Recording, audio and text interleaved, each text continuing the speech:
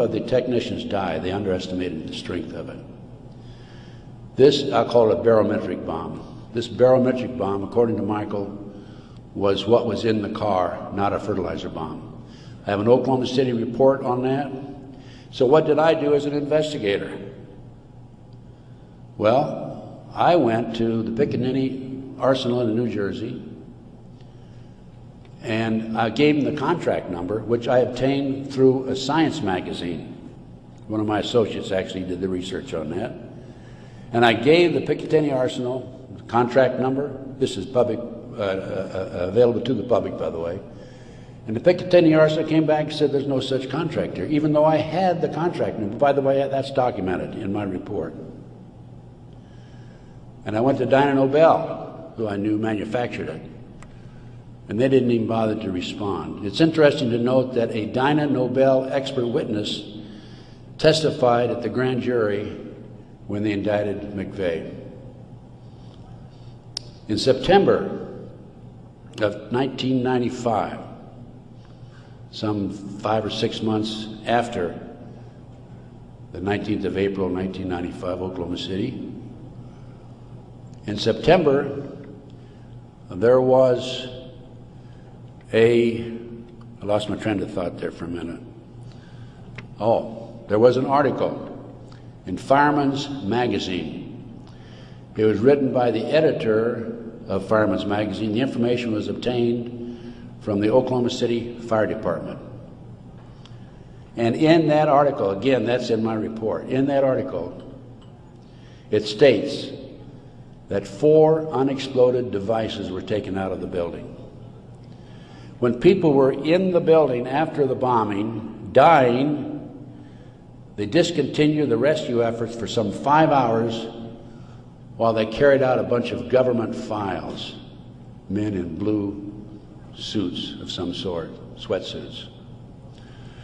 So what I'm telling you is Oklahoma City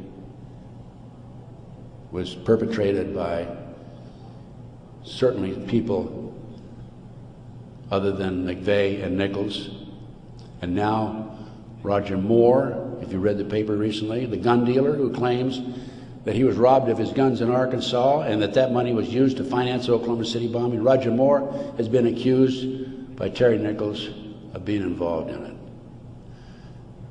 Roger Moore denies it. Roger Moore, at the time of the Oklahoma City bombing, was an FBI informant. I had an inside investigator in Oklahoma City tell me that there were at least 11 other individuals involved in Oklahoma City. Okay, that brings us up. We've gone through Pearl Harbor, Waco, Ruby Ridge, car bombing 93, Oklahoma City 95. That brings us up to 9/11. As I said, Michael's in prison. I'm his, quote, investigator of record, which means I'm like an attorney. I should have access to him on a regular basis. I represent this man. For a year prior to 9/11, actually a year and a half, I tried to get in and see Michael. He was in prison in northern Pennsylvania. I was in the Philadelphia area. The Bureau of Prisons would not allow me to see him. I finally was able to talk to Michael in January 2003. I flew to the East Coast, spent 3 days with him. Michael told me that he had developed information from among his contacts in advance of 9/11 that they were going involved in using missiles, airplane missiles, and they were going involved in skyjackings. They were training Arab terrorists, and also he knew the identity of the person in the United States, an Arab who lived in Paterson, New Jersey, who was the leader of terrorist activity by the Arabs in this country. Now, Michael had this information because, you're saying, how could Michael develop this information being in prison? because I met with Osama bin Laden, along with Michael, along with the State Department representative in the spring of 1986. At that time, I was contacted by a former top Ronnie Reagan official who said, can we help the Afghan rebels? They were our friends then. And I called Michael, I said, what do you think? And he said, let's meet. So there was a fourth fellow there. We didn't know at the time it was Osama bin Laden. Has actually used the name Tim Osman, traveling under Turkish passport. But because of Michael, I passed the ball to him. I just arranged for the meeting and went on. But Michael traveled all over the world putting this package together to furnish the Afghan rebels with the surface-to-air missiles that defeated the Soviets, really, shot down their helicopters. As a result of this, Michael developed sources inside the Arab world. And that's how Michael knew in advance about 9/11. Michael told the FBI on March the 20th, 2001, about this plan to use skyjack airplanes and use them as missiles. He also furnished to the FBI one of his sources, one of his confidential sources inside the Arab group. The FBI interviewed him, threatened him with prosecution, and deported him. That man, along with his family, have disappeared. We think that they're dead. The FBI refused, absolutely refused to look into this situation. More shocking is that Michael had the names of the people who were obtaining the false names of the people, the Arabs who were obtaining false passports. Had their names. He had the source who could furnish him that information. He told FBI agent Keith Kutry, March 20th, 2001, excuse me. He told Kutry, he says, I'll give you these names, the name of this person who was coordinating the whole project for the Arabs, providing I be given immunity and he be given immunity. Mr. Kutry, in spite of the fact he was armed with this information 6 months prior to 9/11, came back 2 days after 9/11 on the 13th and saw Michael in prison again. Accused Michael of being anti-government, anti-FBI, being a publicity seeker, and so forth, being disloyal. And so Michael, of course, didn't have much to say after that. Michael's still in prison, as I said. But we had this information, the FBI had this information, did nothing with it. Kutry admitted on September the 13th, admitted that the FBI did nothing with it. So after I visited Michael, excuse me, 2003, I felt it was important that I confirm that the FBI did meet with him. The Bureau of Prisons would not furnish Michael with the visitors list to confirm it. And so I started writing letters to the FBI through Senator George Allen. Oh, thank you. Thank you. And to confirm that he did in fact meet with them, I wanted to document it. I also asked for the identity of the other agent who was with Agent Kutry.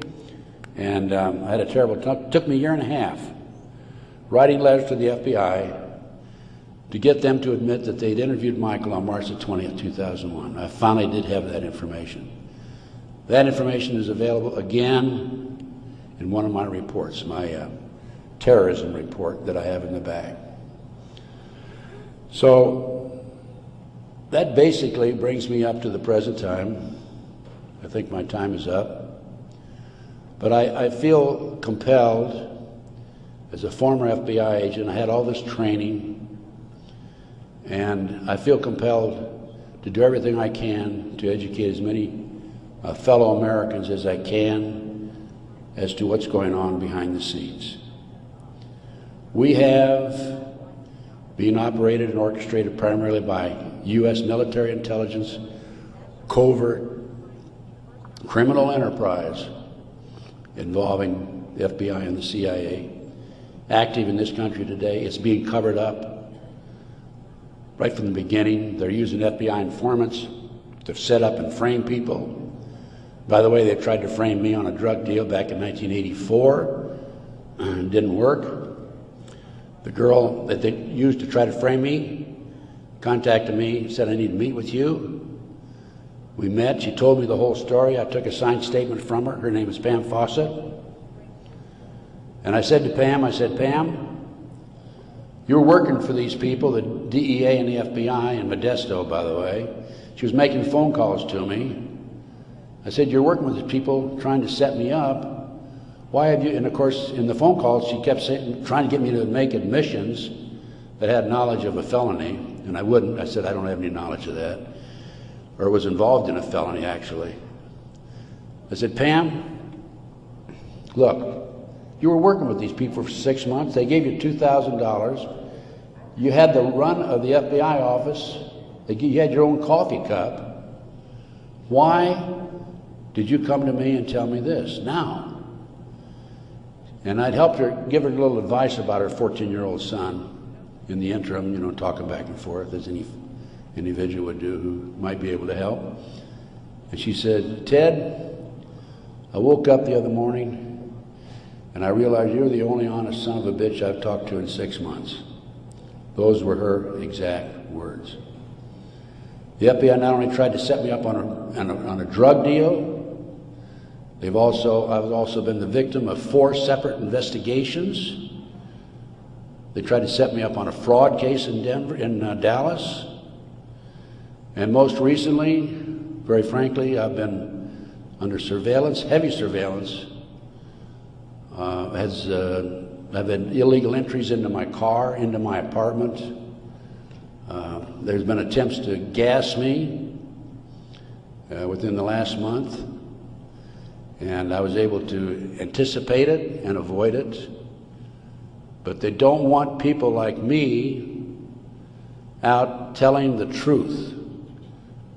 And that's what I'm doing. And I will not stop. I will continue to do so in the future. So that's basically it. I brought you from 1776 to the present time. We went through one conspiracy after another. Brian Gimbel was interviewing Jim Nichols, Terry Nichols' brother, on national TV after the Oklahoma City bombing, by the way. And I had given Jim Nichols my Oklahoma City bombing report. And Jim said to Brian Gimbel, he says, have you read Ted Gunderson's Oklahoma City report? And Gimbel says, oh, Ted Gunderson's a conspiracy theorist. I want you to know I'm not a conspiracy theorist. I'm a conspiracy realist. It is there. All you have to do is get your own website, get your own internet, go out. There's a lot of disinformation out there, but you can pick out what's really solid and what's really truthful. And I have 25 years of research on that back table back there. And if you buy any of my reports or this videotape or any of my material, I want you to make a promise that you will make copies and distribute it far and wide. We need to wake up America. Right now, let me emphasize again, I'm not anti-American. I don't believe in violence. I believe in change through legal means.